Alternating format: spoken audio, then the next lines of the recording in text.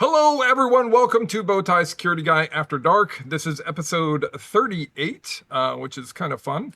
I've been doing them out of order, so it's weird. When I scheduled something with someone, I then give them an episode time and number. So I finished episode 45 yesterday, and now I'm on 38 again. So it's been interesting. But with me today is Jessica. I totally forgot how to say your last name. How do you say your last name?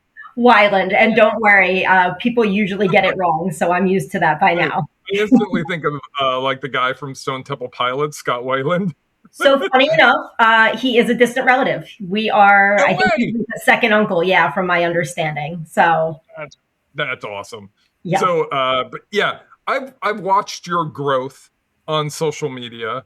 I've watched your struggles on social media, and you're in a field in an area which is kind of that tech sales, tech executive type role that I think a lot of people don't know can be very kind of informational. You can learn a bunch of stuff, but before we kind of get into where you are now, like how did this all start? Take us back to your childhood.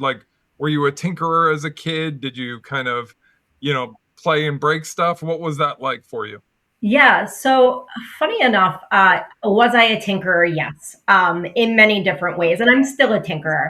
I was the girl that would get a manual camera for her birthday and instantly start taking it apart, much to my parents' chagrin, because I wouldn't always figure out how to put them back together. Um, Oh man, I so can't tell you how many times I broke stuff.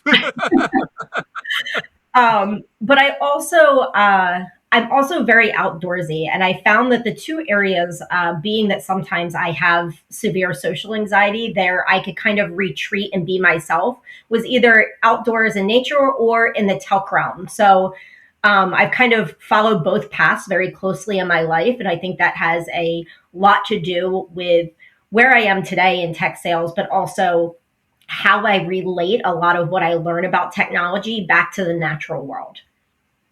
Well, I think it's interesting that you mentioned your social anxiety, but your first job was a brand ambassador. Explain how that happened. So, you're someone who has social anxiety. If it's like mine, it can be crippling at times. How did you fall into a role where you're being a brand ambassador? What was that? So I was a server for many years, and I think I kind of just learned to put on a mask and understand how to treat it very informationally. And to be quite honest, being a brand ambassador during that time of my life, I struggled greatly with abuse when it came to things like alcohol, because I use that as a way to hide my Oh, anxiety and put myself out there and become more boisterous. And it probably wasn't very healthy, and I didn't last very long within that field.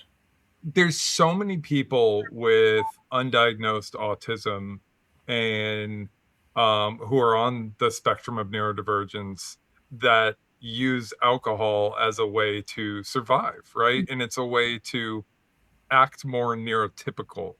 And I've seen that happen multiple times. I've talked to hundreds of people who have used that same kind of crutch and have kind of come to the same conclusion that you have. Hey, this is quite self-destructive. This isn't going to work long term. No. So you pivoted out of that. How long were you in the job for, and how what was the kind of primary struggles that you were running into? Yeah, so I was in it for about a year, maybe a year and a half. I actually rolled into it because I, on a whim, moved to Colorado to stay with a friend for a little bit. And since I didn't have a huge network there, it was what she was doing. It was easy for her to get me an interview. So I kind of just rolled into it, which I feel like happens a lot in my life. It's kind of how I got into tech sales as well. Um, but I was able to pivot out into when I moved back into New Jersey, when I began working for a cell phone carrier. And I was like, okay, this is still sales, but I can do it more on my terms. I can greet people one on one. I can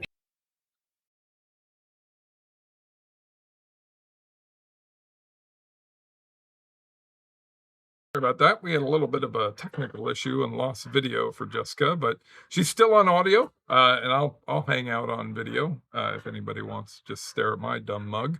But so you got the gig working for a cell phone manufacturer or cell phone company, and you enjoyed the one-on-one sales because of kind of you could kind of control the outcome. Is that the main thing there?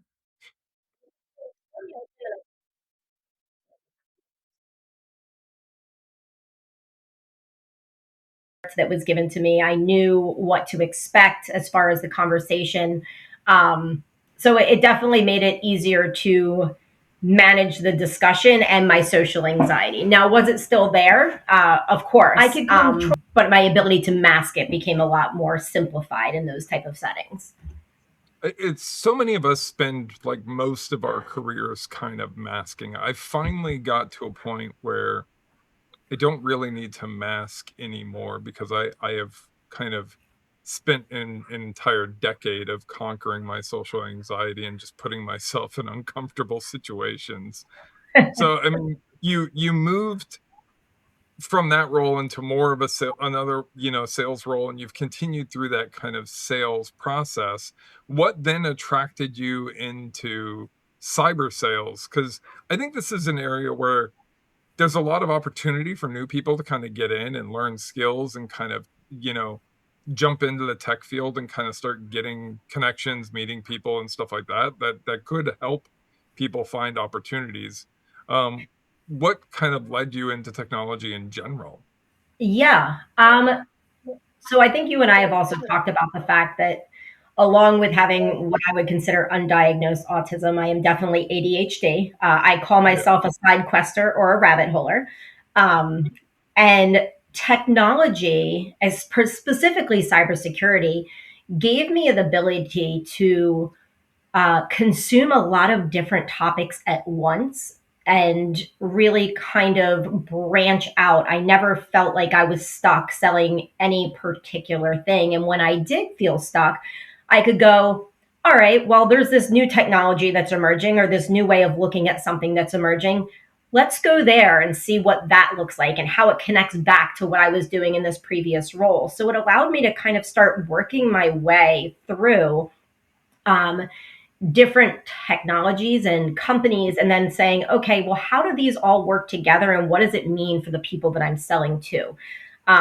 So I was able to just start getting that knowledge and consuming it and then move around and then come back to something and say, okay, based on now what I know from learning this, here's how it changes my perception of this. And it it was more interesting to me than selling one particular product, I think is what it was. Yeah, well, it kind of, especially if you're kind of, neurodivergent, it's constantly tapping your dopamine. You're learning new skills, learning new products. It gives you that constant rush that you need to kind of be successful. So you kind of started to go into technology, learning these different things. At what point did you realize that kind of building a brand, starting to post more on social media? And this is where I really wanted to bring you on, is because you've grown to, around several thousand followers. You're starting to put more and more content out there. At what point did you realize that this was kind of critical to your growth? And I feel like this is critical for everyone's growth. Yes. It's no longer a situation where you can be a wallflower. I feel like everybody kind of has to have a social presence, especially within LinkedIn, because that's going to be the first stop for people when they're looking to say, hey, should I hire this person or should I engage with this person? In a tech sales role, like at what point did you realize I should probably put some more effort into this? You know what? I'm going to be quite honest. I had an interaction with a well known CISO where I made a very early sales blunder and sent an outbound that at this point in my career I would be appalled by. Um, Absolutely appalled because it was what I was being told to do. It was what leadership had developed as our voice, as our presence. And I started to realize that I no longer wanted to be a puppet, that I actually knew enough about the industry that I needed to stop treating myself as a child. Like at this point, I had been in in technology sales and security sales for like 5 or 6 years. And I was like, why shouldn't I contribute back? Why shouldn't I share my perspective? If I want to be taken seriously within this industry, I have to have the gumption to show that I actually know what I'm talking about. And I have to become more invested than somebody that's just feeding out the lines that the company is giving them. Just Because, constantly regurgitating. yeah, Like, I can't tell you how many salespeople I see copy and paste uh, the same stuff, right? and it Over and becomes over. mind numbing if you're going to do that way, and you're not going to grow. Um, Right. so I began figuring out what my voice was in the capacity for giving back and engaging in the community in a meaningful way and what I wanted it to sound like. And I think I started to come into, two different ways of thinking about it. One is, how do I share with the people that I want to talk to, how I take what they give me, the very technical data that they're handing me, and how do I think about it and then translate it back to, at the end of the day, who I need to sell to, which is their higher ups, their CTO, their CFO, their CEO. What does it mean from a business perspective? Because I mean, you can preach that you need password protection and SSO and endpoint security all day long, but if the business heads look at that as something that's going to cause friction instead of, hey, an SSO allows one of your end users to seamlessly gain access to everything that they need to increase productivity, that's a very different conversation from, hey, we just need to do this because we have to protect users. Like, Yep. um, so it became about giving a voice to the business side of it, but also teaching myself how to consume technical information and understand it in a way that made sense to me as the end user, because that's how I was going to get myself invested in caring about it and Well, and that, myself to, yeah. And that way you could get people excited about it too, yeah, because you could explain it, yeah, right? yeah. The other side of that became relationships. So at the end of the day, I prefer to work with those that I care about, those that have become my friends on here. And I hear from them all the time about the burnout side of things, how many things they're being asked to do with limited budget and limited resources, and an ever evolving and ever changing set of problems that they're being faced with. Because let's be honest, the business side, the portion of our businesses that makes money moves faster than we can also often keep up with. Like it's just not logical the way that we do things occasionally. So I was like, all right, well, let's talk about, as a community, how we help each other. So there's the second side of myself is, how do I form a group of people that can network together and call on each other to say, all right, look, I'm having a bad day, and I know that we're both in the same, um, we're both in healthcare, security, or we're both in banking security. How can I start connecting these people and allowing them to lean on each other? And I think that's became the second part of my voice, is just connecting people and saying, hey, I hear you talking about this problem. My friend so and so is facing the same thing. You guys should meet together. Let's figure out as a community how we address that. Um, so it became I guess it almost became my fear of social interactions in the outside world caused me to Yeah. really dive into this LinkedIn world where I could build a personality and a voice, but I wasn't standing in front of somebody, a nervous Nancy, talking so It much. wasn't, yeah, it wasn't an always on type Yes. thing where you could take a moment to collect your thoughts and it wouldn't be a weird, uncomfortable pause. And I struggle with the uncomfortable pause. I automatically feel the need to fill it, and then I ramble, and then I end up in topics that I shouldn't be. And it just, so LinkedIn is like this safe place for me to share my rambles, but stop me before I get too far. Right. And I think that's a clear and concise thing, is like, a lot of us with neurodiversity struggle with knowing when to start or end a conversation. And one of the other things that we struggle with is specifically related to knowing when we can interject and not interject. It's like, so if we get really excited about this, and I do it all the time with my podcast guests, I will interrupt you because I want to be part of the conversation. Learning to kind of hold those things back, I think, is a skill that you learn just by kind of really failing a bunch of times and realizing, oh, that was kind of rude. I shouldn't have done that. And a lot of us who walk away from a conversation who are neurodivergent replay that conversation 100 times over to say, like, how could I have been better? How could I have been kind of more normal? Yeah. And our job as somebody who's neurodivergent is to make you not realize we're neurodivergent. And I feel like in a way we're already setting ourselves up to fail because we're not presenting our genuine selves. But Yeah. after a while, when you've masked your entire life, it's very hard to know who you are versus who you are for that individual. Yeah. Because a lot of what we do for masking is we create an individual persona that is specifically for you.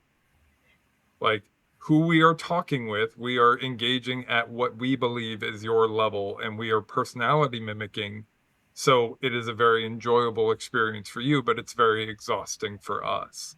Do you still find yourself masking a lot, or have you started to kind of step back from that and be more genuine?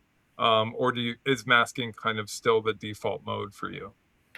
I think it's a combination. I definitely have a core group of people that I trust where I know Yeah. I can take the mask down, put it away, and be exactly who I am. Um, but I think, and I think I actually mask less in the security sales world than I was Because when I, all of us are because we're all all of us are really neurodivergent. for a reason. It's not it's very clear that like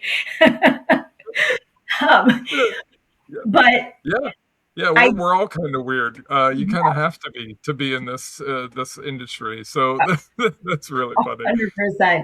100%. But in my personal life, so I'm a fairly new mom. My kids are 6 and 3. When it Mhm. comes to meeting new groups of friends for group sports, or like meeting their parents, or going to parent teacher meetings or group meetings, I tend to put the mask back on. Yeah, makes And sense. uh, and I think I do still even wear it in my personal life, because you said something earlier about like we wear different masks for different people. And I've done this my whole life. When I was a child, um, I didn't tend to pick friends from the same social circles. Yeah. I tended to have one friend in one circle, one friend in another, one friend in another. And if there was any chance that those circles are going to collide, I did not show up. Like I was going to, Because you couldn't, because then no, you couldn't be both. Yeah, like exactly. your persona that you had created for each of those friend circles was completely different, Mhm. and would not jive with the other circles. I totally did the exact same thing. Yes. So I still kind of do that some. And I'm working on being more confident. But I know, like, in childhood, I was often made fun of because my hobbies were different, and they still are. So I think I Yeah, still have some of that fear of, like, will somebody accept my weird hobbies of me collecting, like, rocks and being willing to talk to you for an hour and a half about a very specific geological formation, or like, right. It's so funny. I have someone I work with who's like a big geo nerd, and I get totally nerd out with them. yeah, But it's true, right? Like I think we spend our whole lives gaslighting ourselves, for lack of anything better, yes, and basically telling ourselves that we're the problem, yes, and we hide who we truly are under a mask, and we create these different individual characters. I am lucky that I have a career, and I have this podcast and other things where I can just be my unique self.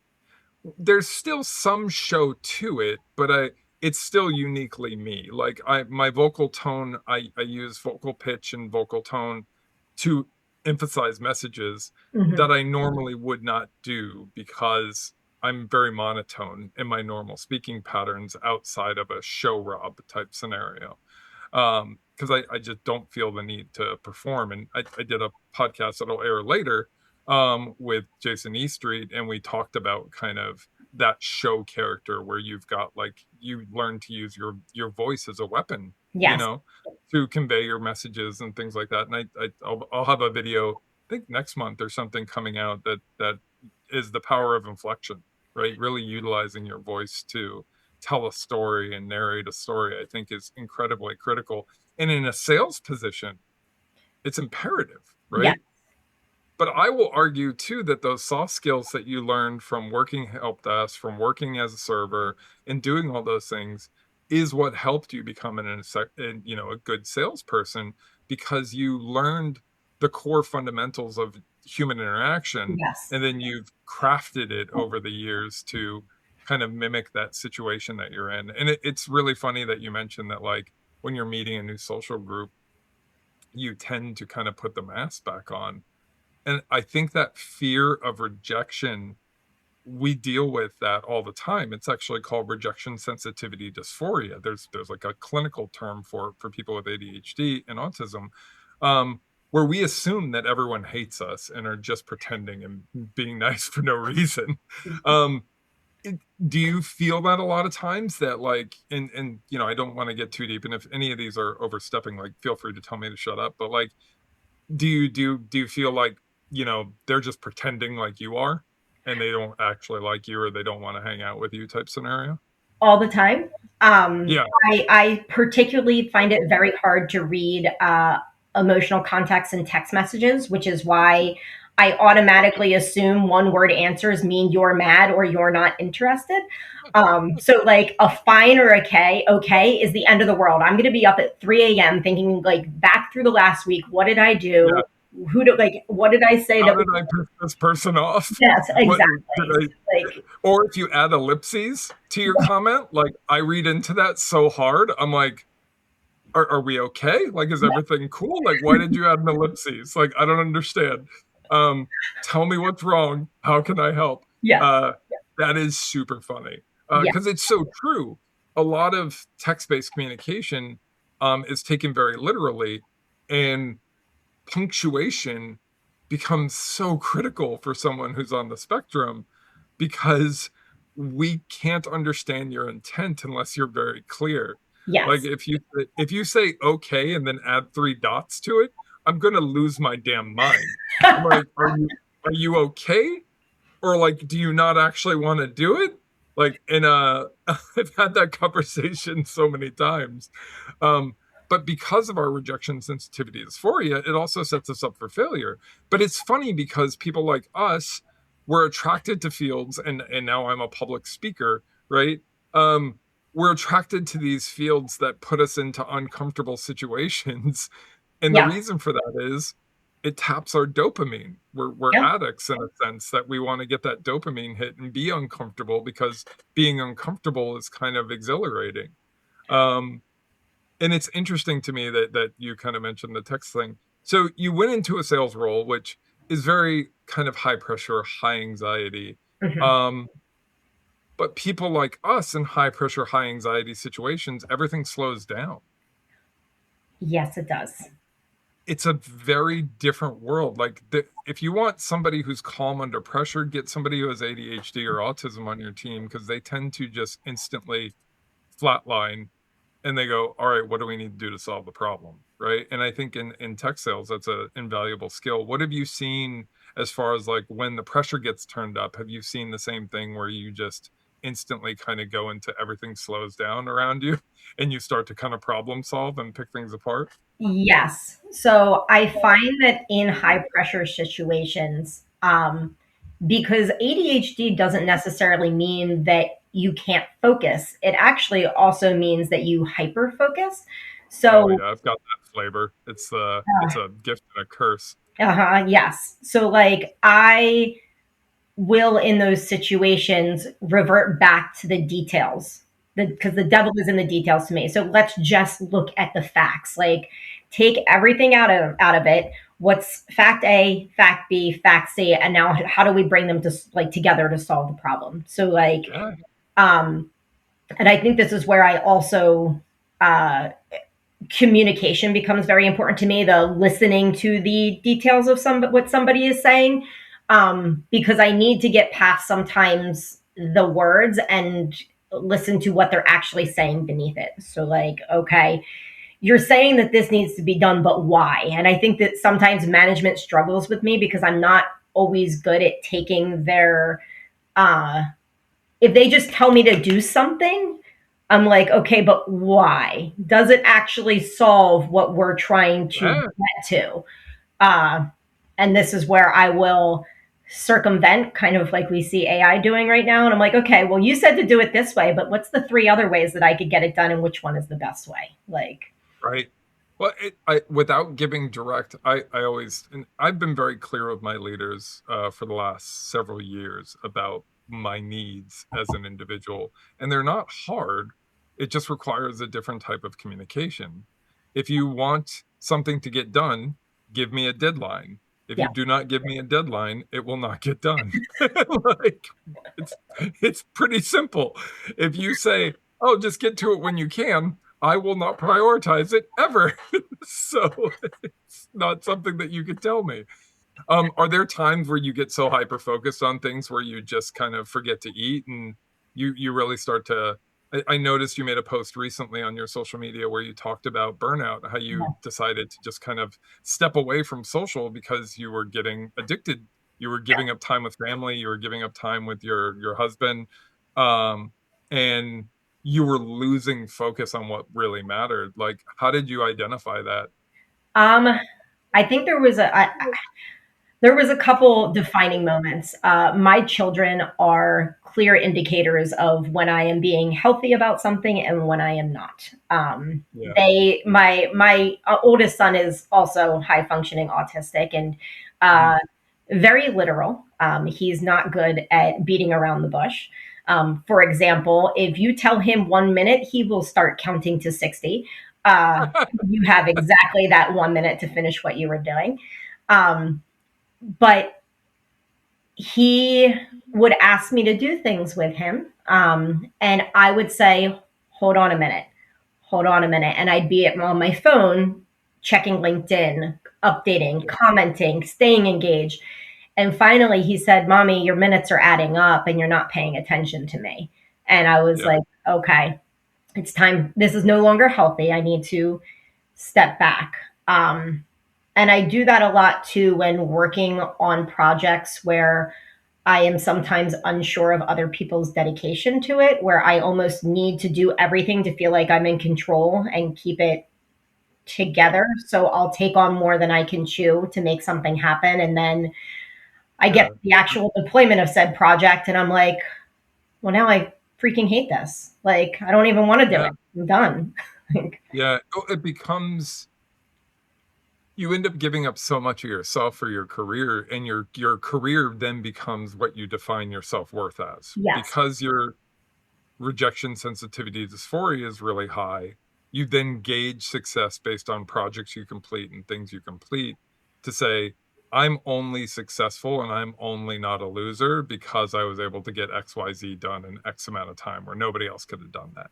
Right? Yes. You start to create this criteria for yourself that's incredibly toxic. And it's great that you're recognizing it because so many don't. That's the double-edged sword here is like if you're neurodivergent and you start to build a social brand, social addiction becomes a very big problem. Yeah. Um, I know I had it really bad and I still fight it.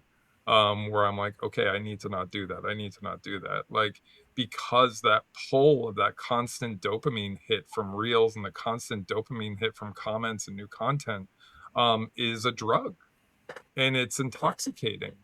And it's one that your the social media's commodity is your attention. And for people who are neurodivergent, your attention can be bought and it can be bought with cute dog photos and and and you can fall into a spiral where you'll like straight up forget to eat because you were watching dog videos. um and it's not healthy. And it's something that I actively struggle with. And I think a lot of people with neurodivergence struggle with, or don't even realize that they struggle with until they start to build a social media presence, which I think is critical. Like, we're coming down to kind of the end of our chat here. And I think this has been really eye-opening for a lot of people, hopefully listening. What's some advice you would give to these kids who are neurodivergent, trying to break into cyber, trying to break into a sales type role? Um, what's some advice you wish you would have been given, maybe that you didn't get previously, or advice that you have been given that still sticks with you? Yeah. It's funny. I heard something the other day. It's a gentleman that has been doing a ton of research about neurodiversity, and because often neurodiversity comes with a stigma. Like getting a diagnosis to some comes with a stigma. I mean, let's be honest. When I fill out applications for jobs, I still question whether I should select yes or select no for do you have a disability, because neurodivergency is in there. Will this mean that I don't get the job? And I think, And there are many leaders, unfortunately, that, yeah, it will mean that, which is um, just sad. yeah, it's sad because uh, neurodivergency is, to me, almost something that's evolutionarily happening. Like, I think that it is, we recognize patterns differently, we see things differently, we solve problems differently. So I think to people that are trying to mask it in their career, don't. Like, it's a, if you use it the right way, it will allow you to help others within your industry in ways that you can't even imagine. So I think, And be open about it, right? Like, as much as, maybe don't, I understand that being open about it up front is a bad thing, and it can cause that stigma. But once you get the job, like, have a yeah, conversation with your leader, be like, hey, like, here are some things that help me be successful. Here's some ways that I can help, yes, and create kind of a community that helps each other out. Like, I would have never gotten to a point where I could be this social, where I could have a podcast, where I could speak publicly, where I could talk about my insecurities, um, without one leader basically saying, hey, like, everyone doesn't like you and you need to work on that. And here's some stuff that you need to do. Like, create that safe place with your leadership, that they can have a conversation with you that says, like, hey, like, you're doing this, it comes off kind of rude. And then you yourself have to not beat yourself to death on it. yes. I think what you also That just said is very important. Like, start to learn what type of leadership skills above you are good and what are bad, and then lean towards those people and be honest and tell them how you work, how you are successful, and how to yeah, manage you as a person is very important. Um, yeah. so Yeah, that's I have someone on my team with ADHD who, like, made a mistake on something, and they're like, I messaged them, and it was a pretty big mistake, and I'm like, hey, are you aware of what happened? Yes. Can you write up what happened? Yes. And I was like, did you want to talk? And they're like, yeah, if we could. And I just had a conversation. I was like, how are you doing? How are you feeling? And they're like, I didn't think this conversation was going to go that way. And I was like, how did you think the conversation was going to go? They're like, well, normally I get yelled at. And I said, why would I yell at you? You're going to beat yourself up way more than I ever will. isn't that the truth? And and he just kind of was like, well, that kind of hit me in the feels, Rob. That's very accurate. I said, yeah, I don't need to do it, man. You're going to do it to yourself. I recommend you don't. It was a simple mistake. It was a big one. Yeah, it cost us this, this, and this. But, like, let's learn from it. Let's create some documentation and let's grow from it. And he'd never had another leader who actually understood his disability or her disability and worked through it with them. Like, that was really, really eye-opening for them. And that's where I always say, like, if you can't kind of fix things from the bottom, work your way to the top, right? Yep. Like, uh, and then you can start to really affect change. And I think that's great advice that you gave, which is kind of like learning to be okay with who you are, accepting your mistakes, and being more forgiving of those mistakes are so critical, Yeah. because you're gonna make mistakes. You're human. even though you may not feel like you fit in with society, you may not feel like you fit in with other people, you have a tribe and you have people. And the cybersecurity field is full of us neurodivergent people. And as Jessica has discussed earlier, like she gravitated towards this field because like all the people she talks to are kind of very similar to her. She can be more unique and more herself. And that's how you and I hit it off too. Like Yes. I was like, you should totally come on the podcast and we should totally talk about stuff. Like and I think this has been eye-opening for a lot of people. And hopefully there's people who get enjoyment out of this. If you have questions, you can reach out to me. Are you okay with people reaching out to you? I know I have female listeners and maybe they don't want to discuss their problems with a man, like totally understood. Are you okay with people reaching out to you for like kind of mentorship and guidance? Yes, I would love to connect with other people like me, either in technology or in sales, that are Yeah, on the spectrum, that just, even if it's just like, hey, I said this or I did this and I'm feeling something. I just need to express it to somebody else to make sure like yeah, I'm not sitting there at 2 a.m. beating myself into oblivion while I doom yeah, scroll. Like, let me give it to somebody else and help them help me. So yes, like we are a totally. community. We're all here supporting each other and we're all working towards the same goal. So like lean on each other. Give yourself grace and lean on each other. Yes, and it's okay to not be okay. It's okay to kind of be weird and different. Yes. We're in a society now that's more tolerant of it. It's not as tolerant as I would love. I'd love every company out there to have processes and procedures for autistic and neurodivergent people within their interview process. It's rare, Yeah. but I also want to get to a point at some point where you can check that box and feel like it's not going to cost you an opportunity. Like Agree. it, and the way we do that is by having conversations like this, kind of opening the door and knowing that like our tribe is there. There's people there who can support us. There's people who can kind of back us up. And then, like you said, sometimes it's just like, hey, I don't need you to fix this. I just need to make sure that I'm not crazy. Like, I'm going to run this by you. How badly did I mess this up? And like, oh, that wasn't that big a deal. It's like, oh God, thank God. you Yes. know? Yeah.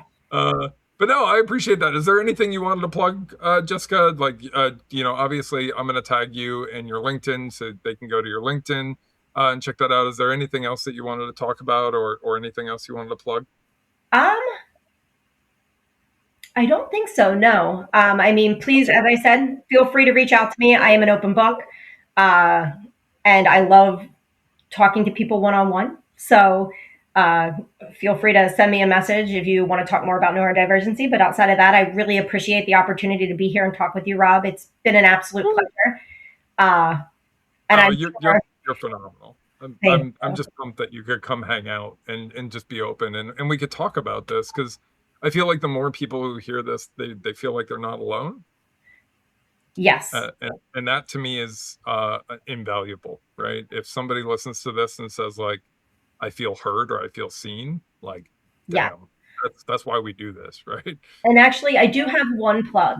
For those of you that are neurodivergent that still struggle with using alcohol as a mask, particularly at some of these larger events that we are blessed to have, but can be very overwhelming, Yeah, find Sober and Cyber. They are a fantastic group. awesome. Yes, they have a network of people. They set up sober events. They do hikes and yoga and other things instead of alcohol infused drink fests at large community events. So, That is phenomenal. I absolutely love it. Sober and Cyber, I'll make sure to tag them too in this post on wherever it goes. Um, there's so many people who get burned out in cyber, so many people who turn to substance abuse in cyber, so many people who end up in hospitals because of the demands of this field.